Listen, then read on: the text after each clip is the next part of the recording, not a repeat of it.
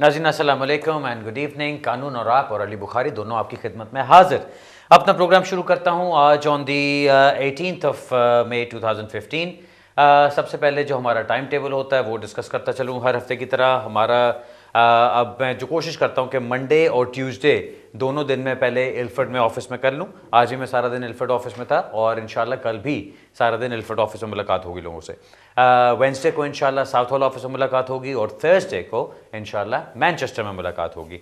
जिस तरह मैं हमेशा कहता चलता हूँ कि मैं कोशिश करता हूँ कि फ्राइडेज़ को मैं सिर्फ यूरोप की अपॉइंटमेंट्स करूँ अपने फिंचली ऑफिस में। और जो लोग सोच रहे हैं या वो पूछते रहते हैं कि जी फिंचली ऑफिस का क्या बना, फिंचली ऑफिस अब हमारा हेड ऑफिस है हमारे सिर्फ यूरोपियन केस वर्क करने के लिए। आपने अगर यूरोपियन केस वर्क करना है उसकी अपॉइंटमेंट आपको फिंचली ऑफिस में मिल सकती है। अदरवाइज बुखारी चेंबर्स का सारा काम अब हम अपने साउथ हॉल ऑफिस से, इल्फर्ड ऑफिस से और मैनचेस्टर ऑफिस से करते हैं। अब अपने प्रोग्राम का आगाज़ करते हैं कोई छोटी सी डिस्कशन के साथ।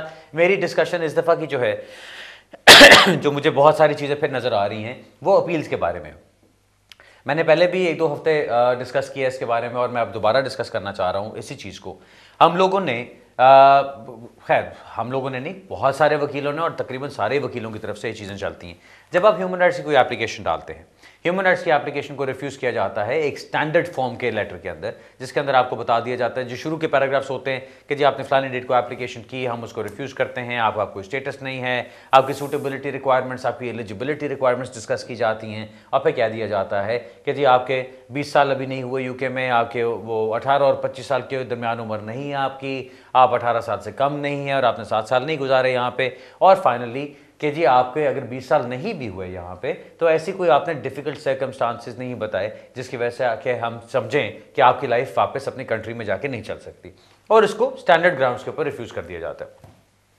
मेरा क्लाइंट हो जिसको ह्यूमन राइट्स की बेस पे रिफ्यूज़ किया जाए, और अगर मैं एक्सपेक्ट करता हूं कि उसको रिफ्यूज़ किया जाए तो मैं पहले ही बता देता हूं उनको कि आप ये एक्सपेक्ट करें कि आपको ये रिफ्यूज़ किया जाएगा, 2-2.5 महीने में रिफ्यूज़ल होगा। उसके बाद क्या किया जाएगा, हम इसको किसी फ्रेश क्लेम की तरफ लेके चलते हैं, कुछ और फर्दर रिप्रेजेंटेशंस करने की कोशिश करते हैं ताकि हम केस को किसी तरह से होम ऑफिस के साथ चलाते रहें और होम ऑफिस की तरफ से हमें कोई ना कोई उसके ऊपर जवाब आता रहे।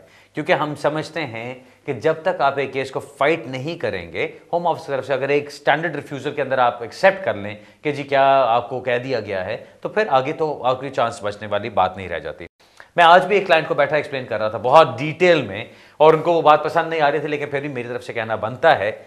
अगर आप यूं देखें कि पिछले 20 साल में या पिछले 15 साल में क्या होता रहा है, चले हम 15 साल की बात करते हैं जब से मैं प्रैक्टिस कर रहा हूं इमिग्रेशन लॉ को, कि अगर आप पिछले 15 साल में देखें कि क्या कुछ हुआ है, तो मुझे नजर आता है कि तकरीबन 3 मुझे ऐसी पॉलिसीज नजर आती हैं जो कि आई थी जहां पे लोगों को स्टेटस मिला था। एक, जहां तक मुझे याद पड़ता है कि 2000 में एक आई थी पॉलिसी जिसके अंदर कहा गया था कि जिन लोगों के साथ बच्चे रह रहे हैं जो 18 साल से कम उम्र के हैं उनको स्टेटस मिल जाएगा।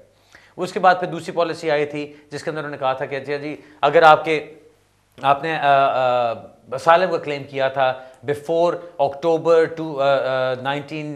2000 से पहले अगर आपने किया था और अभी भी आपके साथ 18 साल से कम उम्र के बच्चे रह रहे हैं, दिस वाज इन 2003, तो उसके ऊपर आपको स्टेटस मिल सकता है। उसके बाद जो नेक्स्ट चीज़ जहां हमारे सामने आई वो लेगेसी केस वर्क आया। लेगेसी केस वर्क आया था 2007 में, 2007 जुलाई में गालिबन मिनिस्टर की तरफ से उसमें अनाउंसमेंट की गई थी, 19 जुलाई 2007 को अगर मैं गलत नहीं हूं। और उसमें कहा गया था कि जो लोग मार्च 2007 से पहले के आए हुए हैं और उन्होंने कोई ना कोई केस डाला था, असाइलम किया था और वो होम ऑफिस के साथ इन टच रहे हैं, उनको लेगेसी में स्टेटस मिल सकता है। अब ये जो लेगेसी वाला था इसके अंदर ये नहीं कहा गया था कि आपका राइट बनता है, उसमें यह था कि हम खुद कंसिडर करेंगे आपके केसेस को, उनको रिव्यू करेंगे और अगर आपका स्टेटस बनता है तो आपको स्टेटस दे देंगे। उससे फिर वकीलों की तरफ से बहुत रिप्रेजेंटेशंस की गई कि जी हमारा क्लाइंट भी इसमें आता है, हमारा भी आता है, हमारा भी आता है। और उसका नतीजा ये हुआ कि उनको नजर ही आया, होम ऑफिस को नजर ही आया कि जी जितने लोग उन्होंने सोचे थे उससे बेतहाशा और ज्यादा लोग यहां मौजूद हैं जिनके पास स्टेटस नहीं है या जो इस सिस्टम के अंदर पड़े हुए हैं। अब उसमें क्या हुआ, कुछ देर तो वो इंडेफिनेटली देते रहे, फिर अचानक उन्होंने उसको बंद कर दिया। कुछ देर के लिए और वो एक्सरसाइज चलती रही, उन्होंने 2.5 साल की लीव देनी शुरू कर दी, लेकिन उसके बाद उस चीज को भी खत्म कर दिया गया। अब सिचुएशन ये है कि 2007 से लेके अभी तक, अब हम 2015 में, अभी तक कोई और ऐसी पॉलिसी नहीं आई, कोई ऐसी एमनेस्टी नहीं आई, कोई ऐसी चीज नहीं आई कि जिसमें कि लोगों को स्टेटस दिया जाए। इसकी एक वजह यह है कि ये कहा जाता है कि जी अगर आप ये एमनेस्टीज लाते रहेंगे तो लोगों को एक इंकरेजमेंट मिलती है कि भाई घुस जाओ किसी तरह से यूके में, उसके बाद कुछ साल गुजार लो और उसके बाद कोई ना कोई पॉलिसी आएगी और आपको स्टेटस मिल जाएगा।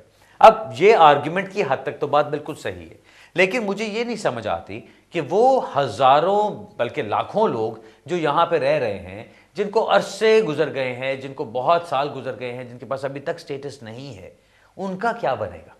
उनको निकालने के लिए यहाँ पे कोई इंफ्रास्ट्रक्चर अभी नहीं है, उनको स्टेटस देने के लिए ऐसी कोई पॉलिसी नहीं आ रही, और कवानीन जितने सख्त से सख्त किए जा रहे हैं उस पर उनके चांसेस और कम से कम होते जा रहे हैं। सो क्या उनके लिए कोई नई चीज़ आएगी या नहीं आएगी या क्या बनेगा?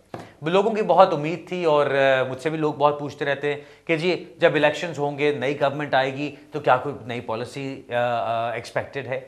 अभी तक उसका कोई नामो निशान नहीं है और ना ही उसको कर देना इतना आसान होगा, बिकॉज इस गवर्नमेंट को जो मैंडेट दिया गया है, ऑब्वियसली बहुत सारी चीज़ों की वजह से मैंडेट दिया गया है कंजर्वेटिव्स को, और एक चीज़ जो उसमें से थी, सबसे इंपॉर्टेंट चीज़ मेरी नज़र में इकोनॉमिक्स थी कि जी इकोनॉमी को इन्होंने बेहतर बनाया और इकोनॉमी थोड़ी सी बूस्ट अप हुई है तो इसलिए इनको स्टेटस, इनको दोबारा से मिलना चाहिए, मैंडेट मिलना चाहिए। इसके अलावा जो और यूरोप की बात वो करते हैं, अब यूरोप को इतना उछाल दिया गया कि जी यूरोपियन इमिग्रेंट्स यहाँ पर आते हैं और आके बेड़ा गर्क करते हैं, स्टेटस ले लेते हैं और यहाँ पे आके बेनिफिट्स लेने शुरू हो जाते हैं, उसकी वजह से उनको मैंडेट दिया गया। तीसरी चीज़ इमिग्रेशन के ऊपर जो बात की गई, इमिग्रेशन के ऊपर उनको मैंडेट ज़रूर मिला है। सो अगर अब ये गवर्नमेंट पावर में आने के बाद फौरन कोई एमनेस्टी अनाउंस कर दे तो मेरा नहीं ख्याल कि वो कामयाब रहेगी और उसमें बहुत ज़्यादा लोगों की तरफ से मुस्बत रवैया मिलेगा इस गवर्नमेंट को। सो इसलिए मुझे वो चीज़ अनलाइकली लगती है। लेकिन मुझे ये भी चीज़ समझ आती है कि क्योंकि इस सारे सिस्टम को कहीं ना कहीं तो लेके चलना है, इन लोगों को कोई ना कोई तो स्टेटस देना है, तो कोई ना कोई चीज़ आनी चाहिए, चाहे वो एक एमनेस्टी की शक्ल में ना आए, लेकिन अगर आपके केसेस कहीं सिस्टम में चल रहे हैं तो उसमें आपको फ़ायदा हो सकता है। मेरी पोजीशन, जितने लोग मुझे जब से जानते हैं, जब से मैं प्रैक्टिस कर रहा हूं, मैं हमेशा एक चीज़ कहता हूं कि आपका कोई ना कोई केस सिस्टम के अंदर होना चाहिए।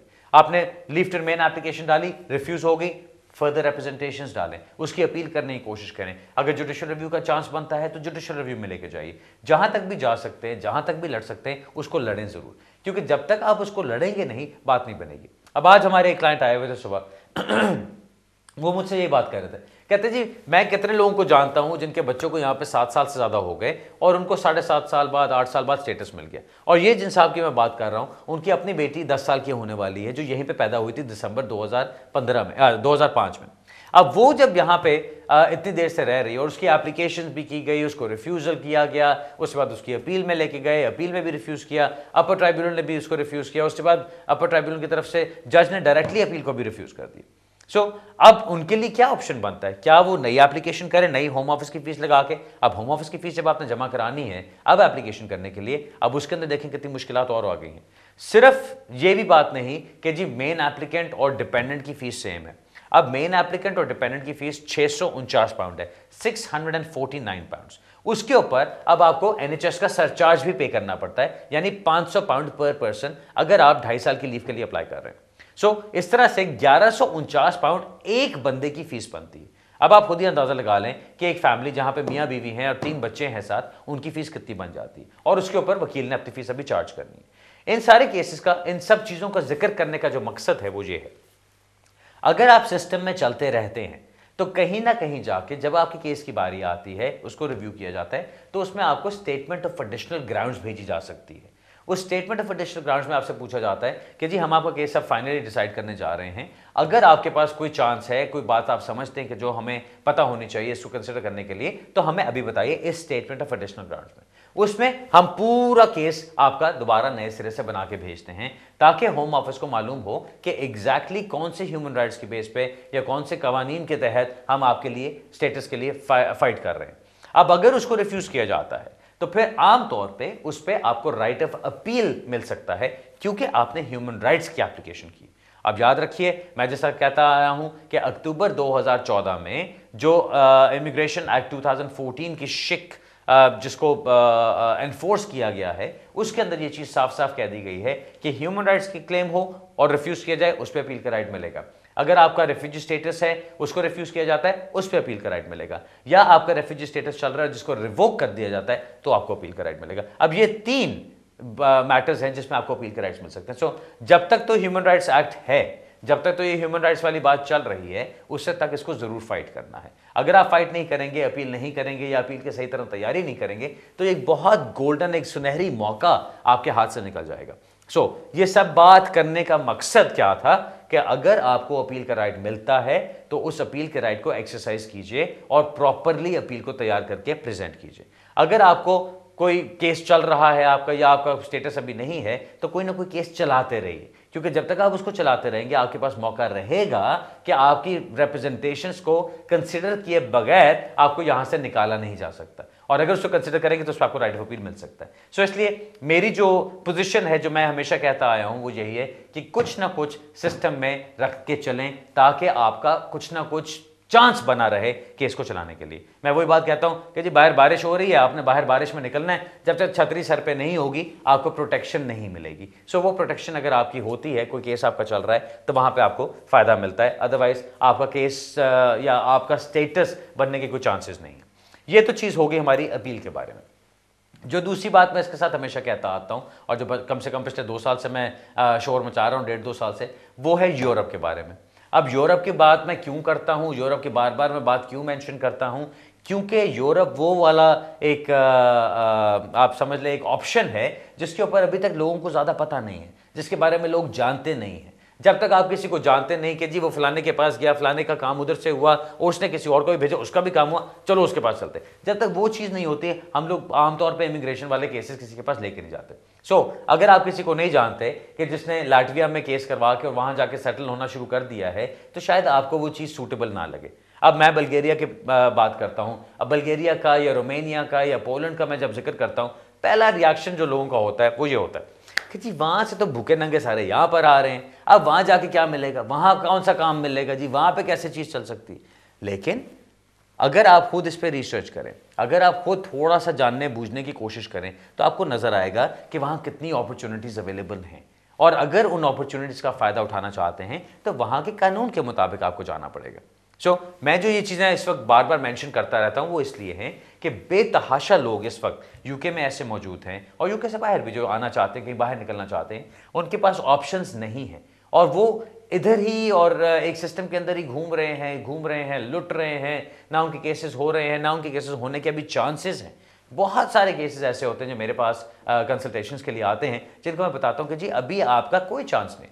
ज़्यादा से ज़्यादा क्या होगा, एप्लीकेशन डालेंगे, रिफ्यूज होती है, फिर कुछ ना कुछ डालेंगे, फिर रिफ्यूज होता है, चलाते रहेंगे उसको सिस्टम, जब तक आपको अपील का मौका नहीं मिल जाता या शायद कोई पॉलिसी आ जाए। अब ये चीजें एक सिंपल सा फॉर्मूला है जिसको हम लेके चलते हैं, लेकिन इन सारी चीजों के अंदर मैं पहले भी आपको ये बताता हूं कि इसमें अभी आपको स्टेटस मिलने का इस वक्त कोई चांस नहीं। अगर ये चीज सोचते हुए आप देखें कि इस वक्त आपको यूरोप में चांस मिल सकता है, जहां आप जा सकते हैं, जहां आप प्रॉपर्ली सेटल हो सकते हैं, जहां आप लीगली काम कर सकते हैं, लीगली रह सकते हैं, लीगली ट्रैवल कर सकते हैं, अपनी फैमिली को ला सकते हैं, तो ये सारी जिंदगी आपकी बदल सकती है वहां से। अब वो लोग, कितने ऐसे मेरे पास लोग आते हैं कि जी मैं आया था यहाँ पे 10 साल हो गए, 15 साल हो गए, बच्चे बड़े हो गए, कईयों के तो ऐसा होता है जी बच्चों की शादियां हो गई, मैं वहां पे था नहीं। कई लोग कहते हैं जी मेरे वालदा की डेथ हो गई, मेरे वालिद की डेथ हो गई, मेरे रिश्तेदारों की डेथ हो गई, मैं जा नहीं सका, उनको मिल नहीं सका। क्यों? क्योंकि मैं इतने साल से यहाँ पे फंसा हूँ, और किस उम्मीद पे कि यार इतने साल गुजार लिए, चलो शायद कहीं काम हो जाएगा, शायद कहीं काम हो जाएगा। लेकिन अगर आप देखें, अगर आपको यहाँ पे अभी 10 साल गुजरे हैं और आप अकेले हैं, आपके साथ कोई फैमिली नहीं है, बच्चे नहीं हैं, तो आपके क्या चांसेस बनते हैं कि ह्यूमन राइट्स के अंदर आपको कोई स्टेटस मिलेगा? नहीं। लेकिन अगर आप इस वक्त यहां से निकल के कहीं यूरोप में चले जाते हैं तो वहां आपके सारे चांसेस बन सकते हैं। दूसरी सूरत, स्टूडेंट्स के ऊपर आ जाए। स्टूडेंट्स के ऊपर अभी एक अपर ट्राइब्यूनल केस आया मुश्ताक के नाम से। मुश्ताक अगेन पाकिस्तान का केस है, अपर ट्राइब्यूनल में स्टूडेंट्स के ऊपर डिस्कशन के अंदर मुश्ताक का केस आया सामने। अब उसके अंदर क्या कहा गया कि जी जो प्रोसीजरल फेयरनेस की बात है वो बड़ी इंपॉर्टेंट है। अब प्रोसीजरल फेयरनेस क्या है कि जी इमिग्रेशन ऑफिसर या एंट्री क्लियरेंस ऑफिसर ये फैसला करता है बैठ के कि जी जेन्युइन स्टूडेंट कौन है। इस केस के अंदर इस जेन्युइन स्टूडेंट के ऊपर देखा गया। अब आप जाके अपनी एप्लीकेशन करते हैं स्टूडेंट की, आपकी अगर कोई सही तरह से प्रोग्रेस नहीं हुई तो आपको कह दिया जाता है आप जेन्युइन स्टूडेंट नहीं है। अगर आपका कॉलेज रजिस्टर से हट जाए तो कह दिया जाता है आप जेन्युइन स्टूडेंट नहीं है। ये चीज़ें सही तो नहीं है, लेकिन इनको चैलेंज करने की बात बनती है। अब यही स्टूडेंट्स जो यहाँ पे टाइम वेस्ट कर रहे हैं, यहाँ से निकल के कहीं यूरोप में चला जाए तो उनके लिए जिंदगी खुल सकती है, बहुत बेहतर ऑप्शंस बन सकते हैं, और मैं ऑप्शंस वो आपको दे सकता हूँ। नाज़रीन, अब मेरा ख्याल है ब्रेक का टाइम हो रहा है, ब्रेक से वापस आते हैं, फिर इंशाल्लाह अपना सवाल जवाब का सिलसिला शुरू करते हैं। थोड़ी सी देर में मिलते हैं।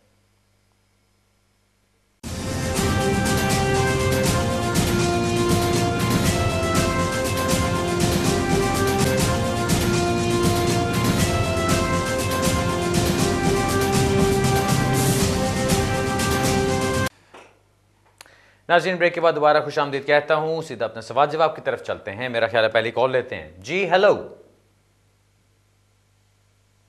हेलो हेलो हेलो जी, आवाज आ रही है सर जी? अपना टीवी बंद करें वरना मेरी आवाज नहीं आएगी आपको। ਭਾਜੀ ਮੈਂ ਨਾ 2004 ਦੇ ਵਿੱਚ ਇੱਥੇ ਇੰਡੀਆ ਤੋਂ ਵਿਜ਼ਟਰ ਆਇਆ ਸੀ ਫੈਮਿਲੀ ਦੇ ਨਾਲ। ਹਾਂ, ਇੱਕ ਬੱਚਾ ਸਾਡੇ ਨਾਲ ਆਇਆ ਸੀ, ਉਸ ਟਾਈਮ 2 ਸਾਲ ਦਾ ਸੀ। ਫਿਰ ਇਹਨਾਂ 7 ਸਾਲ ਬਾਅਦ ਐਪਲਰ ਐਪਲੀਕੇਸ਼ਨ ਪਾਈ ਸੀ 2 ਜੁਲਾਈ 9 ਜੁਲਾਈ 2012 ਤੋਂ ਪਹਿਲਾਂ 7-8 ਮੰਥ। ਉਹਨਾਂ ਨੇ ਭਾਜੀ ਫਿਰ ਰਿਫਿਊਜ਼ ਕਰਤੀ ਸੀ ਸਾਲ ਕੁ ਬਾਅਦ। ਫਿਰ ਅਸੀਂ ਜੁਡੀਸ਼ੀਅਲ ਰਿਵਿਊ 'ਚ ਚਲ ਗਏ ਸੀ। ਫਿਰ ਉਹ ਮੁਫਤ ਨੇ ਕਿਹਾ ਵੀ ਤੁਸੀਂ ਜੁਡੀਸ਼ੀਅਲ ਰਿਵਿਊ 'ਚੋਂ ਕੇਸ ਵਾਪਸ ਲੈ ਲਓ। ਕੇਸ ਵਾਪਸ ਲੈ ਲਿਆ ਸੀ। ਠੀਕ। ਫਿਰ ਸਾਨੂੰ ਉਹਨਾਂ ਨੇ ਰਾਈਟ ਆਫ ਅਪੀਲ ਦੇ ਦਿੱਤਾ ਸੀ। ਅਸੀਂ ਭਾਜੀ ਫਿਰ ਫਸਟ ਟ੍ਰਿਬਿਊਨਲ 'ਚ ਗਏ ਤੇ ਉੱਥੇ ਸਾਡੀ ਹੀਅਰਿੰਗ ਨਹੀਂ ਹੋਈ। ਹੋਮ ਆਫਿਸ ਨੇ ਕੇਸ ਡਰੌਪ ਕਰ ਲਿਆ ਸੀ ਤੇ ਕੋਰਟ ਨੇ ਫਿਰ ਸਾਨੂੰ 10-15 ਦਿਨਾਂ ਬਾਅਦ ਲੈਟਰ ਭੇਜੀ। ਉਹਨਾਂ ਨੇ ਸਾਡੇ ਹੱਕ ਵਿੱਚ ਫੈਸਲਾ ਦੇ ਦਿੱਤਾ ਸੀ। ਠੀਕ।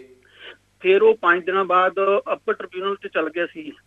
ਓਕੇ। ਫਿਰ ਅਸੀਂ ਉੱਥੇ ਗਏ ਤੇ ਸਾਡੀ ਹੀਅਰਿੰਗ ਨਹੀਂ ਹੋਈ। ਸਾਡੇ ਬਰਿਸਟਰ ਸੀ ਤੇ ਉਹਨਾਂ ਨੇ ਫਿਰ ਸਾਨੂੰ ਮਹੀਨੇ ਕੁ ਬਾਅਦ ਕੋਰਟ ਵੱਲੋਂ ਲੈਟਰ ਆਇਆ ਵੀ ਅਸੀਂ ਹੋਮ ਆਫਿਸ ਨੂੰ ਕਿਹਾ ਵੀ ਜੋ ਫਸਟ ਟ੍ਰਿਬਿਊਨਲ ਦਾ ਫੈਸਲਾ ਉਹ ਬਿਲਕੁਲ ਸਹੀ। ਉਹਨਾਂ ਨੇ ਕਾਨੂੰਨ ਨੂੰ ਦੇਖਦੇ ਹੋਇਆ ਫੈਸਲਾ ਕੀਤਾ। ਇਹਨਾਂ ਦੇ ਬੱਚੇ ਨੂੰ ਤੁਸੀਂ ਰਿਮੂਵ ਨਹੀਂ ਕਰ ਸਕਦੇ। ਇਹਨਾਂ ਨੂੰ ਕੋਈ ਨਵਾਂ ਸਟੇਟਸ ਦਵੋ ਇੱਥੇ ਵੀ। ਇਹਨਾਂ ਨੂੰ ਬਹੁਤ ਟਾਈਮ ਹੋ ਗਿਆ ਇੱਥੇ ਰਹਿੰਦਿਆਂ ਨੂੰ। ਇਹਨਾਂ ਨੂੰ ਤੁਸੀਂ ਇੰਡੀਆ ਨਾ ਭੇਜੋ ਤੇ ਨਾ ਇਹਨਾਂ ਦੇ ਬੱਚਿਆਂ ਨੂੰ ਕੁਛ ਪਤਾ ਵੀ ਸਾਡਾ ਕੀ ਸਟੇਟਸ ਹੈਗਾ ਵਾ।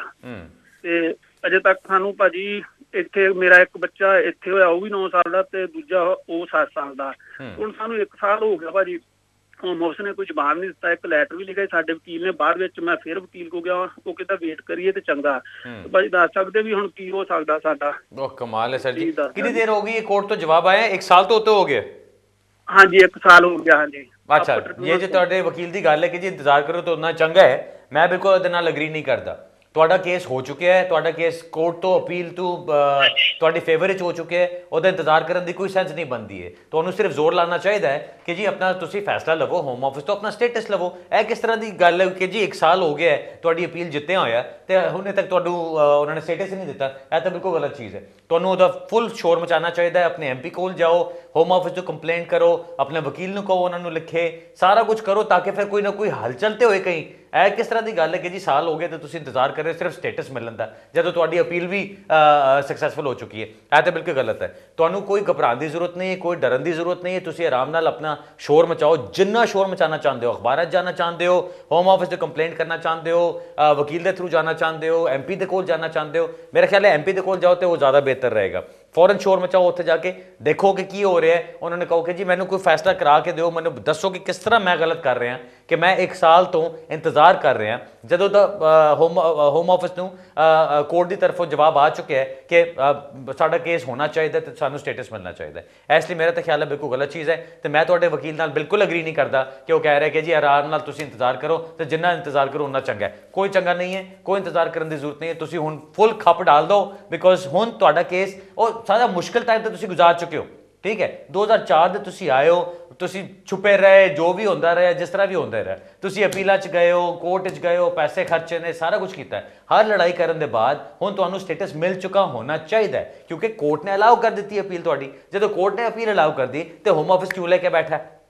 ਉਹ ਤਾਂ ਗਲਤ ਹੈ ਤੇ ਮੇਰਾ ਖਿਆਲ ਹੈ ਤੁਹਾਨੂੰ ਫੁੱਲ ਸ਼ੋਰ ਮਚਾਉਣਾ ਚਾਹੀਦਾ ਇੱਥੇ ਤੇ ਜਿੰਨਾ ਖੱਪ ਰੌਲਾ ਡਾਲ ਸਕਦੇ ਹੋ ਉਹ ਪਾਓ ਉੱਥੇ ਤਾਂ ਕਿ ਕੋਈ ਨਾ ਕੋਈ ਤੁਹਾਨੂੰ ਸਟੇਟਸ ਮਿਲੇ ਫੌਰਨ। ਸਭ ਤੋਂ ਪਹਿਲਾਂ ਮੈਂ ਕਹਾਂਗਾ ਆਪਣੇ MP ਦੇ ਕੋਲ ਜਾਓ ਤੇ ਹੋਮ ਆਫਿਸ ਨੂੰ ਕੰਪਲੇਂਟ ਕਰੋ। ओके सर जी, best of luck with that.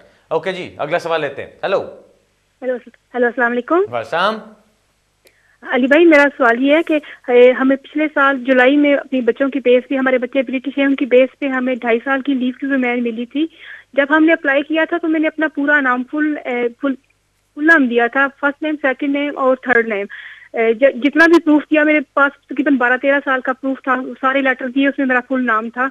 तो जब कार्ड बन के आया था तो उसमें मेरा मिडिल नाम नहीं था, जबकि मैंने जो सिग्नेचर किए थे बायोमेट्रिक के, जब बायोमेट्रिक दिया था तो उसमें मैंने अपना फर्स्ट नाम और सेकंड नाम के सिग्नेचर किए थे, लेकिन कार्ड पे मेरा मिडिल नाम नहीं है। अच्छा। अब जब मैं पासपोर्ट बनवाने के लिए गई, पाकिस्तानी पासपोर्ट, उन्होंने कहा कि ये आपको ट्रैवल में कोई इश्यू आएगा तो कार्ड पे आपका मिडिल नाम होना चाहिए। तो अब मैं बहुत रही हूँ कि अब मैं क्या करूँ। अब मुझे नहीं पता कि मेरी एप्लीकेशन फॉर्म में मेरा मिडिल नेम ऐड है कि नहीं, और मुझे समझ नहीं आ रही कि मैं अपना मिडिल नाम कार्ड में कैसे ऐड करवाऊँ। चलें, कोई इतनी लंबी चौड़ी साइंस नहीं है इसके पीछे, मैं आपको बता देता हूँ, आप समझ लीजिए इसको और फिर उसके मुताबिक करवा लीजिएगा।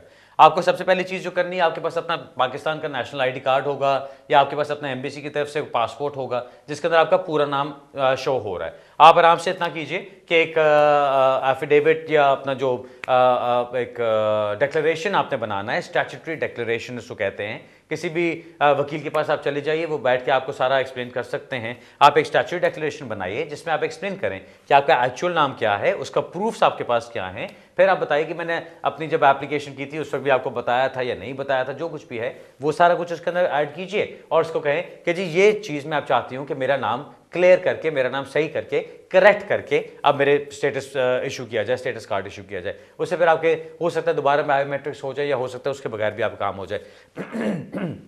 होम ऑफिस से आपको रब्ता करना है। एक तो वो होता है जो ट्रांसफर ऑफ कंडीशंस फॉर्म होता है, आप उसके थ्रू भी ये कर सकते हैं, यानी अपना स्टैट्यूटरी डिक्लेरेशन बनाइए और बाकी जो टीओसी फॉर्म है वो फिल करके आप होम ऑफिस को भिजवा दीजिए और उनसे कहें कि आपको वो करके दें। उसमें वो ज़्यादा पोस्ट में ज़्यादा टाइम लगा देते हैं, आप उसको सेम डे सर्विस में भी जाके करवा सकते हैं। सो अपॉइंटमेंट लीजिए सेम डे सर्विस के लिए, ट्रांसफर ऑफ कंडीशंस का फॉर्म फिल कीजिए, उसकी फीस भरें जाके और वहाँ पर जाकर उनको सबमिट करा दें। होपफुली इंशाल्लाह उसमें आपका काम आराम से हो जाना चाहिए। अगर किसी वकील के थ्रू आप जाना चाहते हैं तो वो भी हो सकता है, लेकिन वो बाय पोस्ट होगा तो उसमें ज़्यादा टाइम लगेगा। आई वुड सजेस्ट कि आपका एक छोटा सा मैटर है, कोई लंबी चौड़ी इसमें डिफिकल्टी वाली बात नहीं है, तो आप जाके इसको इन पर्सन खुद जाके करवा लीजिए वहां से, वो आपके लिए ज़्यादा जल्दी हो जाएगा। ओके जी, बेस्ट ऑफ लक। लें जी, अगला सवाल लेते हैं। हेलो अस्सलाम वालेकुम। वालेकुम। I just want to find out what exact documents you need for a spouse visa, and also once you've told me that, could you just let me know how long they take to give the response? Like, maybe 3 months or whatever, if it's a few weeks, or if there's anything to speed up the process. This is a spouse visa you're asking about? Spouse visa. And where are you going to be applying for it from? For Pakistan. From Pakistan, okay. My information right now is that from Pakistan they're taking 2 to 4 months to do the spouse visa application, so that is the time frame that you're expecting. As far as the documentation is concerned, if you pick up the form, the FLRM form, which is obviously in here, or if you look at the entry clearance applications, you will get all the listings from there as well. But let me just tell you very clearly, very quickly, what the documentation requirements are.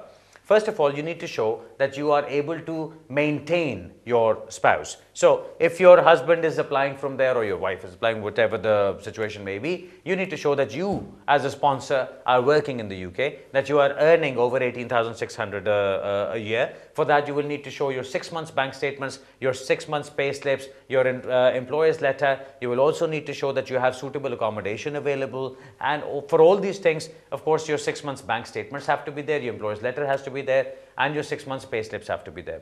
As far as accommodation is concerned, you need to show that it will not be statutorily overcrowded, so you can get a report done on that from the council, from your local council, or even your local estate agents can do that. So those are the basic things. Apart from that, for a spouse visa application, you also need to show that your marriage is genuine, it is valid, and that it is subsisting. Okay, so for all these 3 things, you have to give evidence. You have to give evidence of staying in touch with each other, photographs, proofs of visits, proofs of phone calls to each other, or Facebook or Skype, or whichever way you stay in touch with each other. All that has to be there. Your marriage certificate has to be there. Your any other documentation to show that you have spent time together. Maybe you went on a honeymoon somewhere. Maybe you went back to Pakistan and spent time with your spouse. All those things, whatever you have, put everything together. Then you do a spouse visa application. It is not a simple thing of me just telling you in 2 minutes what the documentation requirements are. I always say standardized documentation requirements are what I've just told you. But what really matters is that your case, your circumstances are looked at properly, and then you are given a list of all the documentation that applies to you. So depending upon what your job is, depending upon where you live, depending upon how long you've been married, depending upon how you've been keeping in touch with each other, depending upon how many trips you've had to the country, all those things put together will mean that you have your own specific set of circumstances on which you have to produce documentation. So I would never suggest that you ask for a general list from anyone like you just asked me and just work on that basis. That will never work. It's better to actually sit down, look at your own circumstances, and preferably sit down with somebody who knows about these things better, and then do the application. All right, best of luck जी। उर्दू में जल्दी से बताता चलूँ, उन्होंने सिर्फ ये पूछा कि जी स्पाउस वीज़ा की एप्लीकेशन के लिए डॉक्यूमेंट्स क्या चाहिए, जिसमें मैंने उनको बताया कि जी जनरल चीज़ें तो वही होती हैं, बैंक स्टेटमेंट्स होती हैं, पे स्लिप्स होती हैं, आपके एम्प्लॉयर का लेटर होता है, आपका मैरिज सर्टिफिकेट होता है, फोटोग्राफ्स होती हैं, लेकिन आपके अपने सर्कमस्टांसेस जो होते हैं कि आप कहाँ रहते हैं, आप कहाँ काम करते हैं, आप कितनी देर से शादीशुदा हैं, कितने चक्कर लगा चुके हैं, पैसे वैसे भेजते हैं, और ये सारी चीज़ों को देखने के बाद आपकी सही लिस्ट बनाई जाती है डॉक्यूमेंट्स की कि जो आपके सपोर्टिंग डॉक्यूमेंट्स बनेंगे आपकी एप्लीकेशन के लिए। आप ये नहीं कर सकते कि जी मेरी आंटी के फूफे के बेटे के पता नहीं किसने एप्लीकेशन की थी, उसने तो ये डॉक्यूमेंट लगाए थे तो मैं भी वो लगा दूं। नहीं, आपने ये देखना है कि जी आपने खुद अपने सर्कमस्टांसेस को देखते हुए कानून की रिक्वायरमेंट्स को कैसे पूरा करना है, उसके मुताबिक फिर एप्लीकेशन कीजिएगा, तब जाके आपके चांसेस ऑफ सक्सेस बनते हैं। बेस्ट ऑफ लक जी। अगला सवाल लेते हैं। हेलो जी। हेलो हेलो जी। अस्सलाम वालेकुम। वालेकुम जी। सर आपका प्रोग्राम बहुत अच्छा है। Thank you very much. और सर मैंने क्वेश्चन पूछना था आपसे अपने हस्बैंड के बारे में। बताइए। सर उन्होंने काफ़ी एप्लीकेशंस की हैं यहाँ पर, तकरीबन 8 साल हो गए हैं उनको, और उनमें ह्यूमन राइट्स भी डिफरेंट उन्होंने की हैं कि वो इनके अंदर रहें, इधर यूके में रहें। लेकिन अभी उनका जुडिशियल रिव्यू भी आया था, वो भी उसमें भी अपील में गए थे, बट वो भी उनका केस जो है वो रिफ्यूज हो गया है। वो किस बेस पे एप्लीकेशन डालते हैं जी? सर एक तो स्टूडेंट वीजा पे आए थे बेसिकली वो। अच्छा। और उसके बाद सॉरी, आपका सवाल बहुत लंबा होता जा रहा है, आप मुझे ये बताइए आपका अपना क्या स्टेटस है यहाँ पे? सर मैंने असालम किया हुआ है, लेकिन मेरा भी अभी उसका कुछ नहीं हुआ, 3 साल हो गया, मैं भी वेट में हूँ। ओके, सो आपका और आपके हस्बैंड केस सेपरेट चल रहे हैं कि आप लोग इकट्ठे हैं केस में? नहीं सर, सेपरेट चल रहा है। सेपरेट चल रहे हैं। सो बेसिकली आपके हस्बैंड केस को डालते हैं कि जी मैं यहाँ पे स्टूडेंट आया था, फिर मैं इतनी देर से रह रहा हूँ तो मुझे यहाँ पे स्टेटस मिल जाए। अब उनको अगर 8 साल हो गए या 8 दफ़ा आपने कहा उनकी एप्लीकेशन डली हैं, आपके जो कुछ भी आप करते रहेंगे वो तो उनको अपनी बेस पे तो कुछ नहीं मिलेगा। जैसा मैंने प्रोग्राम के शुरू में कहा कि अब जो रूल्स कहते हैं उसमें एक सिंगल बंदे को अगर अपना स्टेटस लेना है तो उसको तो 20 साल गुजारने होंगे। अब अगर वो आपके हस्बैंड हैं, आपका असालम क्लेम चल रहा है, वो आपके साथ अगर असालम में ज्वाइन हो जाते हैं और आप उस केस को जीत सकते हो तो वो एक ऑप्शन बनता है। अगर आप उसमें नहीं उनको ऐड करना चाहती हैं, आप चाहती हैं कि सिर्फ आपका असालम केस चले और वो अपना केस सेपरेट करें, तो वो अलग अपना करते रहें। लेकिन मुझे नहीं लगता कि उनको आराम से अभी स्टेटस मिलेगा जी, क्योंकि अगर वो ये कह रहे हैं कि जी मैं 8 साल से यहाँ पे रह रहा हूँ तो मुझे बस स्टेटस दे दे, उस पर तो नहीं मिलेगा। उनको इतना ना टाइम हुआ है, ना कोई एक्सेप्शनल सर्कमस्टांसेस आपने बताए हैं कि जिनके ऊपर उनको कोई स्टेटस मिल सकता है। उनके लिए जो डिफिकल्टी आ रही है वो सबसे बड़ी यही है कि वो किसी कानून के अंदर नहीं आ रहे, और कानून से बाहर अगर आप इमिग्रेशन रूल से हट के आर्टिकल 8 पे भी देखते हैं, ह्यूमन राइट्स के ऊपर भी देखते हैं, तो उसके अंदर भी बात यही बनती है कि जी सिर्फ 8 साल रह जाने से यहाँ पे कुछ स्टेटस तो नहीं किसी को मिलेगा। आपको मैं और तो इसमें कोई मशवरा नहीं दे सकता, लेकिन ये जरूर कहूंगा कि आपके हस्बैंड का केस उसी तरह का केस है जिस तरह के मैं शुरू में बता रहा था अभी, कि बजाय ऐसे कि वो 8 साल से एडिया रगड़ रहे हैं यहाँ पे और कुछ नहीं बन रहा, बार बार केसेस कर रहे हैं, बार बार एप्लीकेशंस कर रहे हैं, रिफ्यूज हो रहे हैं, हर दफा पैसे भी उनके खर्च होते होंगे, वो सब कुछ रिफ्यूज हो रहा है। उससे बेहतर ये नहीं कि कहीं वो यूरोप में निकल जाएं, जहां पे जाकर उनको कोई रियलिस्टिक ऑप्शन मिले, जहां पे जाकर वो काम कर सकें, जहां पे जाकर अपनी लाइफ बना सकें। आपका अगर असालम का मैटर है, अगर आपका जेन्युइन ऐसे रीजन है कि आप कहीं वापस नहीं जा सकते हैं, तो फिर तो ठीक है, आप अपना फाइट कीजिए। लेकिन अगर आपको भी लगता है कि आप अपने हस्बैंड के साथ जाके एक नॉर्मल जिंदगी बना सकते हैं, तो why don't you all go to somewhere in Europe? आप कहीं उधर चले जाइए, वहां जाके अपना काम करना शुरू करें, अपनी लाइफ चलानी शुरू करें, ताकि कोई आपकी जिंदगी आगे तो बढ़े। अभी आप लोग सारे के सारे फंसे हुए हैं, 3 साल से आपका असालम फंसा हुआ है, 8 साल से वो यहाँ पे उल्टी सीधी एप्लीकेशन डाल रहे हैं, उनका भी कुछ नहीं हो रहा, तो उसमें तो कोई फायदा नहीं बनेगा आपका। मेरा ख्याल है कि रियलिस्टिकली आपको जो चीज़ समझनी चाहिए वो ये है वो ये है कि आपकी जिंदगी का मकसद क्या है। आप लोग कहते हैं कि जी हमने बस यहीं पर यूके में ही रहना है, जैसे तैसे होके रहना है, कसम खाई हुई कि वापस नहीं जाना, जो मर्जी हो जाए।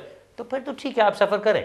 लेकिन अगर आपका मकसद ये है कि हम निकले हैं, अपनी ज़िंदगी बनाना चाहते हैं, कहीं खुशहाली में रहना चाहते हैं, काम करना चाहते हैं, बच्चों को अच्छी एजुकेशन दे के पाल पोस के चलाना चाहते हैं यहाँ पे, जब वो ट्रैवल भी कर सकें, अपने ख़ानदान से मिल सकें, इधर उधर जा सकें, दुनिया को देख सकें, तो फिर मेरा ख्याल है आपको ज़रूर इस पर नज़रसानी करनी चाहिए कि क्या आप जो कर रहे हैं वो सही है कि नहीं। मेरा मशवरा आपको यही होगा कि ये सब कुछ दिमाग से निकाल के आंखें बंद करें, बाकी पूरी दुनिया को रियलाइज़ करें कि कितनी बड़ी दुनिया मौजूद है आपके इर्द गिर्द, कितने और मुल्क हैं, कितनी और नेशनैलिटीज़ हैं जो आपको मिल सकती हैं, और फिर अपनी लाइफ को आगे बढ़ाने की कोशिश करें।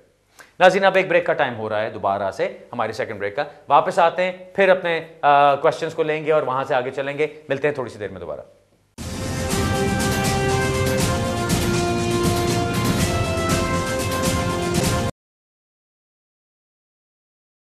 हेलो जी, मिस्टर अली बुखारी जी। जी, मैंने आपसे पूछना था कि मैं, मेरे हस्बैंड और मेरी एक बच्ची जब 2 साल की थी, वो 2004 में हम इंडिया से यहाँ पे यूके में आए थे एज ए विजिटर। ओके। उसके बाद 6 मंथ के बाद हमारा जो वीजा था वो फिनिश हो गया। ठीक। और हम ऐसे ही हमारा जो हम यहाँ पे रहते रहे, और उसके बाद मेरे 2 बच्चे यहाँ पे बोर्न हुए हैं, जो कि अभी 9 साल का है एक, और एक 6 साल का है। तो हमने जब 7 ईयर हो गए तो हमने FLRO फॉर्म फिल करके जो केस लगाया था, और हमें वो 9 जुलाई 2012 से पहले लगाया था, फरवरी में। अच्छा जी। तो वो हमें 1 साल के बाद जो था वो रिफ्यूज कर दिया गया। उसके बाद जो रिकंसिडरेशन, जुडिशियल रिव्यू, वो सारा कुछ हुआ और हमें राइट ऑफ अपील मिला। हम फर्स्ट ईयर ट्रिब्यूनल में गए और वहाँ पे जो हमारा केस था उसकी कोई सुनवाई नहीं हुई, लेकिन जो होम ऑफिस थे, उनके जो रिप्रेजेंटेटिव थे, उन्होंने केस जो था वो विथड्रॉ कर लिया था। और 1 मिनट ठहरें जी, जो आपके हस्बैंड ने भी ट्राई तो नहीं किया पहले केस को? अभी हमें कॉल करना। मुझे लगता है कि आपके हस्बैंड से मेरी पहले इस प्रोग्राम में आज बात हो चुकी है। उन्होंने पहले फोन करके एग्जैक्टली सारी चीजें बताई। अब आपके केस के अंदर उन्होंने, होम ऑफिस ने आके कोर्ट में से अपना केस विड्रॉ कर लिया था, फिर जज ने आपके फैसला कर दिया हक के अंदर, और उसके बाद अपर ट्राइब्यूनल में गए और वहां से भी आपको मिल गया। अब 1 साल हो गया आपको इंतजार करते हुए। क्या वही केस है आपका? जी जी, एग्जैक्टली। मुझे पता नहीं था कि मेरे ख्याल है आपके हस्बैंड ने पहले फोन किया था। आप जरा उनके साथ राब्ता कर ले, उनसे बात कर ले। मैं बहुत डिटेल में उनको सारा समझा चुका हूँ। ओके, जॉब पे जी। मैं आप लोग जरा आपस में कम्युनिकेशन अपनी बहाल करें, क्योंकि उनके साथ मेरी बात होगी। उनको मैंने ये कहा था कि बहुत ज्यादा शोर मचाएं, होम ऑफिस को भी कंप्लेंट्स वगैरह भी करें और MP को इन्वॉल्व करें। सबसे पहले कल जाके MP से अपॉइंटमेंट लीजिए और शायद मुझे बताइएगा क्या होता है। ओके जी, बेस्ट ऑफ लक। ऑलराइट जी, अगला सवाल लेते हैं जी। हेलो अस्सलाम वालेकुम बुखारी साहब। जी वालेकुम। बुखारी साहब, आज तो माशाल्लाह बड़े स्मार्ट लग रहे हैं। Thank you very much. मैंने शेव भी की हुई है। स्टूडेंट्स। हेलो बुखारी साहब जी, मेरे 2 क्वेश्चन आपसे प्लीज बताइए। एक तो बुखारी साहब, मैं आया था इस कंट्री में इलीगल, फिर मैंने बच्चों के ना कॉन्ट्रैक्ट ले लिया, मेरी ना सेपरेशन हो चुकी है बच्चों का कॉन्ट्रैक्ट से ना, तो मैंने ना, वो ब्रिटिश हैं बच्चे, ठीक, तो मैंने अप्लाई किया, मुझे 3-3 साल की 2 दफा डिस्क्रिशनरी मिल चुकी है। अब मेरा ना इसी साल में ना इंडेफिनेट ड्यू है। ठीक। तो बुखारी साहब, मुझे किसी ने डराया कि अब तो 10 साल बाद नेशनलिटी मिलेगी, ये कानून चेंज हो गया इधर, बल्कि टीवी पे बता रहे थे। अच्छा। दूसरी बात, हाँ जी, तो मुझे 10 साल बाद नेशनलिटी मिलेगी या इस पुराने रूल में मिलेगी, ये मुझे समझ नहीं लग रही। अच्छा, और दूसरी बात, दूसरा क्वेश्चन ये है कि मुझे कहते जो डिस्क्रिशनरी लीव पे है ना, उनको यूके लाइफ टेस्ट और दूसरा पास नहीं करना पड़ेगा इंडेफिनेट पे। अच्छा, वाकई ये सही बात है? प्लीज जरा डिटेल से जवाब दीजिएगा। सर डिटेल जितनी होगी उतनी तो दूंगा ना आपको। अच्छा, पहली चीज तो ये कि आपके जो भी आपको मशवरा देने वाले साहब है ना, इनसे भागें आप, क्योंकि ये आपको कोई किसी मुसीबत में फंसाएंगे। आप सारी मुश्किल टाइम अपना गुजार चुके हैं। 3 साल की डिस्क्रिशनल लीव आपको मिली, उसके बाद आपको एक्सटेंशन मिल गई, दूसरे 3 साल भी मिल चुके हैं आपको। इस साल आपकी वो भी ड्यू है, आप जो इंडेफिनिट लीव है।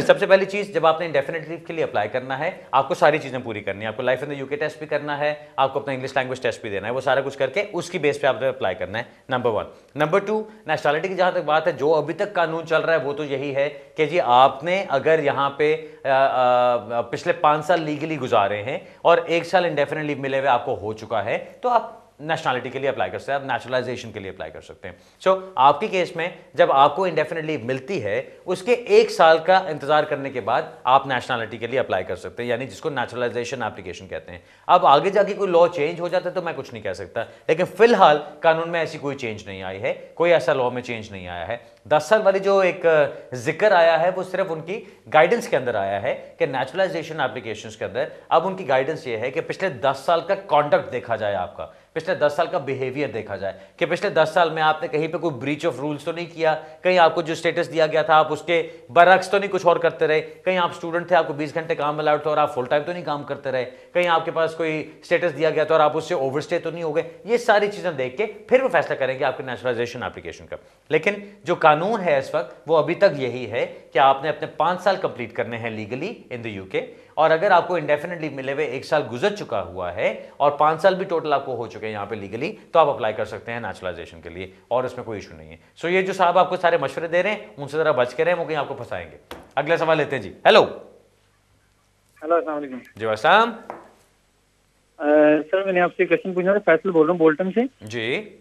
मैं यहाँ पे इंटरप्रेन्योर वीजा पे हूँ, मुझे तकरीबन 9 साल हो गए यहाँ पे। तो मैंने अपने अम्मी अबू के बारे में पूछना था, अगर उनको मैं पाकिस्तान से यहाँ पे विजिट पे बुलाना चाहूँ तो कौन सी ऐसी चीजें हैं जो मैं प्रिपेयर करके रखूँ 3-4 महीने में कि वो उनका वीजा लगे, क्योंकि पिछले साल हमने उनका अप्लाई किया था लेकिन उन्होंने रिफ्यूज कर दिया था। किस बेस पे रिफ्यूज किया था? उन्होंने ये कहा था कि जो आपके अकाउंट में पैसे हैं वो आप नहीं शो कर पाए कि कहाँ से आए हैं आपके पास, और आपके चलिए वालिद हैं वो। मैं बताता हूं सर आपको। देखें, विजिट वीजा के लिए हमेशा एक चीज याद रखिए, विजिट वीजा पे आपकी इंटेंशन सिर्फ मैटर नहीं करती है, विजिट वीजा पे आपका सारा कुछ मैटर नहीं करता। आपका मतलब ये कि आप जो स्पॉन्सर हैं उसका मैटर नहीं करता। विजिट वीजा के लिए जो एप्लीकेंट्स हैं उनकी चीजें ज्यादा मैटर करती हैं। अब आपने अपने वालिदैन को बुलाना है, आपको ये दिखाना होगा कि वो वहां पे कैसे रहते हैं, क्या उनका अपना घर है, क्या उनकी सेहत ठीक है, क्या उनके पास अपनी इनकम है, क्या वो एक कंफर्टेबल जिंदगी गुजार रहे हैं, क्या उनकी कोई ऐसी टाइज हैं जिसके लिए वो वापस जाएंगे। फॉर एग्जाम्पल, और कोई आपके बहन भाई हो वहां पे जिनको वो लुक आफ्टर करते हैं, या उनको कोई अपना बिजनेस कंसर्न हो जिसको वो लुक आफ्टर करते हैं। अब अगर ऐसी चीजें होती हैं और आप उनको सब कुछ दिखा सकते हैं कि जी उनकी जिंदगी में इतनी हरियाली और इतनी खुशहाली है वहां पे जिसके लिए वो वापस जाएंगे, और आप उनको इस विजिट के लिए सारे फाइनेंशियल और जो रहने की रिक्वायरमेंट्स है वो पूरी कर सकते हैं, तो फिर उनका काम हो जाएगा। होता क्या है, जब विजिट वीजा की एप्लीकेशन डाली जाती है, आपको जो वो कंसल्टेंट बैठे होते हैं पाकिस्तान में, वो बड़े मशवरे देते हैं। वो कहते हैं जी अकाउंट में 30 लाख डाल दो जी, बस 30 लाख होगा, बड़ी बैंक बैलेंस होना चाहिए। बैंक बैलेंस से कुछ नहीं होता। बात सारी क्या होती है कि आपकी लाइफ में हो क्या रहा है। अगर आपके वालिद साहब कोई बिजनेस करते हैं, उनके बिजनेस से पैसे आते हैं, आप कहते हैं कि जो उनको 1-1.5 लाख रुपया महीने का आता है या 2 लाख रुपया महीने का आता है। अब उनका वो 2 लाख रुपया अगर अकाउंट के अंदर आ रहा है तो आपने वो प्रूव कर दी कि उनकी इनकम आ रही। अब अगर उसके ऊपर उनका टैक्स पे हो रहा है पिछले साल, 2 साल, 3 साल से, तो वो टैक्स की भी आपने इनकम प्रूव कर दी। अगर आपका घर उनका अपना है, वहां पे वो अपने घर में रहते हैं, उसकी डॉक्यूमेंटेशन है, आपने वो प्रूव कर दिया। वालदा आपकी हो सकता है कोई और जॉब भी करती हैं या वो हाउसवाइफ हैं। अगर वो हाउसवाइफ है, आपके कोई बहन भाई वहां पे रहते हैं साथ, या कोई और फैमिली मेंबर साथ रहते हैं, वो उनको लुक आफ्टर करते हैं। आपके बे फॉर्म वगैरह जो होते हैं उससे पता चल जाता है घर में कौन कौन रहता है। ये सारी चीजें मिला के बिल्कुल सब कुछ ठीक हो जाता है। उनकी हेल्थ के बारे में आप कहते हैं, इनको यहाँ पे ये फिक्र होती है कि जी यहाँ पे वालिदैन आएंगे तो आगे NHS से पड़ जाएंगे। आप बताते हैं वहां पे कि जी उनकी हेल्थ भी बिल्कुल ठीक है, अल्लाह का शुक्र है, वो ठीक चल रहे हैं, कोई इश्यूज नहीं है, तो फिर उसके ऊपर भी बात बन जाती है। और फिर आप कहते हैं कि जी मेरे पास अकोमोडेशन मौजूद है जहां वो मेरे पास आके रहेंगे, मेरे पेरेंट्स हैं, मेरा ये स्टेटस है, मेरी ये इनकम है, मैं उनको आराम से यहाँ पे अफोर्ड कर सकता हूं कि वो 2-4 हफ्ते के लिए मेरे पास आके रहें। ये ना कहना कि जी 4 हफ्ते रहेंगे, 4 महीने रहेंगे या 5 महीने रहेंगे, वो बहुत लंबा टाइम हो जाता है। लेकिन अगर आप थोड़े टाइम के लिए उनको बुलाना चाहते हैं सिर्फ इसलिए कि वो आए, आपको विजिट करें और वापस चले जाए, तो उसमें कोई इशू नहीं। अब आपके केस में क्योंकि वो पहले रिफ्यूज हो चुके हैं, आपको पहले उनके उस पुराने रिफ्यूजल के ऊपर पूरे पॉइंट्स उठाने पड़ेंगे। अब यहाँ पे एक बड़ा इंटरेस्टिंग क्वेश्चन बनता है जो कि आपने अच्छा किया रेस कर लिया, तो मैं इसके ऊपर बात करता चलता हूं। जून 2013 से पहले जो लोग अप्लाई करते थे फैमिली विजिटर्स के वीजा के लिए, उनको अपील का राइट मिलता था अगर उनको रिफ्यूज किया जाता था। अब जून 2013 के बाद वो अपील का राइट नहीं दिया जाता उनको। सो उसके बाद क्या ऑप्शंस बचते हैं आपके पास? ऑप्शन एक नंबर 1 जो आपका बनता है वो ये कि आप रीअप्लाई करें। अब अगर आपको कहा जाता है कि जी उनके जो बैंक स्टेटमेंट्स आ रही हैं उसमें जो पैसे आ रहे थे, आपने कोई प्रूफ नहीं दिया कि पैसे कहां से हैं। अब अगर आपके पास वो प्रॉपर प्रूफ मौजूद है तो वो प्रूफ लगा के आप नई एप्लीकेशन कर सकते हैं। अगर आप समझते हैं कि नहीं जी मैंने सारे प्रूफ्स लगा दिए और उनको वो दोबारा देके उसी तरह रिफ्यूज करेंगे, तो आप उसको लीगली चैलेंज कर सकते हैं, जो आप जुडिशियल रिव्यू में जाके कर सकते हैं। अभी भी आप अपील भी कर सकते हैं, लेकिन अपील करने के लिए आपको सिर्फ ह्यूमन राइट्स की बेस पे चलना पड़ेगा। अब अपील करने के लिए जब आप उनके विजिट वीजा की अपील डालते हैं और उसमें आप कहते हैं कि जी उनको ह्यूमन राइट्स की बेस पे स्टेटस दिया जाए यहाँ पे, तो आपको पहले ये प्रूव करना पड़ेगा कि आपका और उनका जो रिलेशनशिप है उसके अंदर ह्यूमन राइट्स एग्जिस्ट भी करते हैं, आपकी एक प्राइवेट लाइफ या आपकी एक फैमिली लाइफ उनके साथ एग्जिस्ट करती है। वो सब कुछ आप प्रूव करेंगे तो आप अपील में जा सकते हैं। अदरवाइज क्या होता है, आपने आज एप्लीकेशन की, 3 महीने बाद या 2 महीने बाद वो एप्लीकेशन रिफ्यूज होकर अपील में चली जाती है, आपने अपील भी कर दी, अब 6-8 महीने आप इंतजार कर रहे हैं, वकीलों की फीसें भर रहे हैं, कोर्ट की फीस पे कर रहे हैं, जब आप कोर्ट में जाते हैं तो 10 मिनट में कोर्ट से आपको निकाल दिया जाता है ये कह के कि जी आपका तो अपील का राइट ही नहीं बनता क्योंकि आपके ह्यूमन राइट्स का कोई मैटर नहीं है। सो आपको ये सोच समझ के चलना है कि आपके केस में आपके लिए सूटेबल ऑप्शन क्या है। क्या नई एप्लीकेशन करना बेहतर है, या ह्यूमन राइट्स पे अपील करना बेहतर है, या जुडिशियल रिव्यू में जाना बेहतर है। ये तीनों ऑप्शंस आपके सामने होते हैं अगर आप विजिट वीजा अप्लाई करें और इसको रिफ्यूज किया जाता है। अब आपके सर्कमस्टांसेस के मुताबिक आपको फैसला करना है। आपको तो क्योंकि पहले एक रिफ्यूजल हो चुका है, मैं यही कहूँगा कि आपको नई एप्लीकेशन करनी चाहिए, उसमें पुराने सारे पॉइंट्स को आप आइडेंटिफाई कीजिए, उनके ऊपर जवाब दीजिए, उसको सारों को इंट्रोड्यूस करके आप उनको डिस्ट्रॉय करें उन पॉइंट्स को कि जी अब ये पॉइंट्स एग्जिस्ट नहीं करते, और फिर एप्लीकेशन कीजिए। और एक नजर आपने रखनी है इस चीज पे कि अगर एप्लीकेशन आपकी रिफ्यूज होती है तो आप उसको जुडिशियल रिव्यू में चैलेंज कर सकते हैं कि नहीं, क्योंकि अगर वो आपको रिफ्यूज करते हैं लेकिन आपका केस स्ट्रांग होता है और आप जुडिशियल रिव्यू में जाएं तो वहां पे 100% आपको कामयाबी मिल सकती है। सो मैं ये कहूंगा कि अपने पेरेंट्स को अगर आप इंट्रोड्यूस कराना चाहते हैं विजिट वीजा के साथ यहाँ पे, तो बेहतर है पुरानी एप्लीकेशन को देख के वहां से गाइडेंस लेके कौन से पॉइंट्स को रिफ्यूज किया गया था, किसी वकील के साथ बैठे जो अपना काम अच्छी तरह से जानता हो, और उसके बाद एप्लीकेशन कीजिएगा ताकि पुराने पॉइंट्स को नए पॉइंट्स को देखते हुए और अगली एक अपील के ऊपर या एक जुडिशियल रिव्यू के ऊपर नजर रखते हुए फिर आपकी एप्लीकेशन की जाए। It's not very simple, I know visit visa को लोग बिल्कुल आसान सी चीज समझते हैं, लेकिन अब उन्होंने टेक्निकल कर दिया हुआ। Alright sir, best of luck. अगला सवाल लेते हैं जी। हेलो जी, अस्सलाम वालेकुम। आसाम जी, रिजवान बात कर रहा हूँ। मेरे एक्चुअली 2 बहुत सिंपल से सवाल थे छोटे से। एक तो ये कि आप मेरा एक्चुअली फैमिली टियर 1 के ऊपर मेरा इंडेफिनेट लगा है फरवरी में, दिस फरवरी, और मेरी जो वाइफ है वो डिपेंडेंट थी, उनका 3 साल बाद लगा है और 5 साल मेरे पूरे हैं। हमारी नहीं, उनके 3 साल पूरे हुए, मेरे 5 साल पूरे होने के बाद हमने इकट्ठा इंडेफिनेट अप्लाई किया था। तो एक तो आपसे ये पूछना था कि हम न्यूट्रलाइजेशन कब अप्लाई कर सकते हैं, आफ्टर 1 ईयर, और वेदर डिपेंडेंट मेरे साथ ही कर सकते हैं या उनको आगे 2 साल और पूरा मतलब पूरे करने पड़ेंगे। दूसरा ये कि बेटा पैदा हुआ था लास्ट दिसंबर में और वो इंडेफिनेट केस उस वक्त प्रोसेस में था, तो उसका अब हमारा क्या स्टेटस होगा after indefinite leave to remain जब हमारा लग चुका है। बस यही पूछना था। ओके जी, जहां तक मैं समझाऊं आपका पहला सवाल ये है, एक तो माजरत के साथ मैं उसको करेक्ट करता चलूं, उसको नेचुरलाइजेशन कहते हैं, न्यूट्रलाइजेशन नहीं, वो दोनों जरा बहुत डिफरेंट चीजें हैं, न्यूट्रलाइजेशन से बच के रहिएगा। अच्छा, नेचुरलाइजेशन जो होती है वो आपकी नेशनैलिटी की एप्लीकेशन होती है। आप आए यहाँ पे टियर 1 पे, आपने अपना टाइम कंप्लीट किया, आपको 5 साल कंप्लीट हो गए, आपने इंडेफिनिट लीव ली, अब 1 साल के बाद आप अपनी नेचुरलाइजेशन के लिए अप्लाई कर सकते हैं। आपकी वाइफ और अगर बच्चे आपके साथ आए थे जिनको यहाँ पे 3 साल हुए हैं, उनको इंडेफिनिट लीव मिल गई आपके साथ क्योंकि वो 2 साल से ज्यादा आपके साथ गुजार चुके हैं, लेकिन उनको अपने 5 साल पूरे करने हैं नेचुरलाइजेशन के लिए। सो वो अपना टाइम उसी तरह से पूरा करेंगे। जिस बच्चे की आप बात कर रहे हैं कि जी बच्चा बाद में आया था, उसको अभी 1 साल हुआ है यहाँ पे, अब उसको तो आप होपफुली आपके साथ उसके इंडेफिनिट लीव के लिए तो अप्लाई कर ही दिया होगा, सो वो तो उसको मिल जानी चाहिए। अगर नहीं किया तो उसको आप फॉरन इंडेफिनिट लीव के लिए अप्लाई कर सकते हैं, उसको 2 साल वेट करने की जरूरत नहीं है, किसी और चीज़ का इंतजार करने की जरूरत नहीं है। और बल्कि जो दूसरी चीज़ बनती है मुझे कि एक डिस्क्रेशनरी किस्म की आप नेचुरलाइजेशन एप्लीकेशन भी कर, नॉट नेचुरलाइजेशन, रजिस्ट्रेशन एप्लीकेशन भी उसके लिए कर सकते हैं कि उसको रजिस्टर किया जाए अगर बाकी सारी फैमिली ब्रिटिश हो रही है।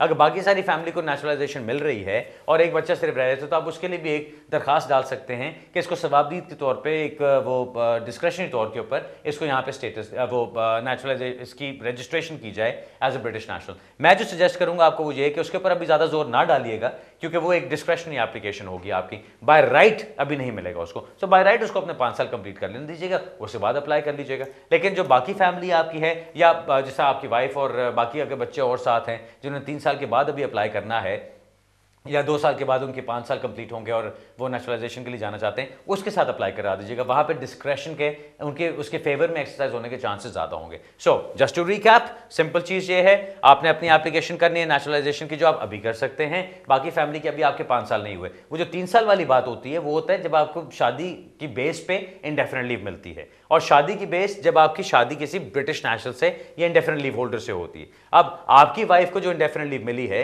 वो मिली है आपके डिपेंडेंट डिपेंडेंट के तौर पे, नॉट ऑन द बेसिस कि she was married to a British national और इंडेफिनिट लीव होल्डर। सो इसलिए उनके 3 साल वाली बात नहीं बनेगी, उनके पूरे 5 साल वाली बात बनेगी। मैंने 1-2 दफ़ा देखा है कि 3 साल वाली एप्लीकेशंस ऐसी करके सक्सेसफुल भी हुई हैं, लेकिन जो मैं लॉ को समझता हूं उसके अंदर मुझे नहीं लगता कि यहाँ पे एप्लीकेशन आपकी सक्सेसफुल होगी। आप ट्राई करना चाहें, अफोर्ड कर सकते हैं तो जरूर कर लीजिएगा। नाज़रीन, हमारा ईमेल एड्रेस आपकी स्क्रीन पे आ रहा होगा। मैं जिस तक कुछ हफ्तों से कह रहा हूं कि हम कोशिश कर रहे हैं कि हम बिल्कुल एक पेपर फ्री ऑफिस बनाएं और सारा कुछ हम IT सिस्टम से तहत करें। कुछ हद तक हम उसमें कामयाब हो रहे हैं। इंशाल्लाह अगले कुछ हफ्तों में सब कुछ जो डिफिकल्टीज है वो भी खत्म हो जाएंगी और फिर हम सारा कुछ बहुत अच्छी तरह से आंसर किया करेंगे। लेकिन इन एनी केस अगर आप मुझसे रब्ता करना चाहें, जिससा हमेशा आपको पता है कि आप मुझे इंटरनेट पर ढूंढ सकते हैं या मुझे दफ्तरों में ढूंढ सकते हैं। कल इंशाल्लाह एल्फ्रेड ऑफिस में मुलाकात होगी, वेडनेसडे को इंशाल्लाह साउथ हॉल में मुलाकात होगी और थर्सडे को इंशाल्लाह मैनचेस्टर में मुलाकात होगी। अगले हफ्ते इंशाल्लाह मैं बर्मिंघम में होऊंगा क्योंकि last Thursday of the month है, तो वो इंशाल्लाह मैं बर्मिंघम में करूंगा। आज के प्रोग्राम का टाइम खत्म होता है। इंशाल्लाह आपसे दोबारा मुलाकात होगी, तब तक के लिए इजाजत दीजिए। खुदा हाफिज एंड गुड नाइट।